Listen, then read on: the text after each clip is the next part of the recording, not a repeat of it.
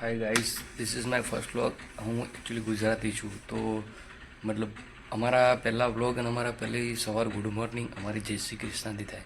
તો ગાઈસ, બધાને પહેલાં તો જય શ્રી કૃષ્ણ અમારી દેશી લેંગ્વેજમાં, કે જય શ્રી કૃષ્ણ. અને આજે હું મારો ફર્સ્ટ વ્લોગ ઉતારવા જઈ રહ્યો છું, તો પ્લીઝ તમને બધાને એક રિક્વેસ્ટ છે કે થાય તો સપોર્ટ કરજો, ના હોય તો કોમેન્ટ કરજો, હસજો અને મજા કરજો. જીવનમાં ભાઈ મજા વગર કશું જ નથી.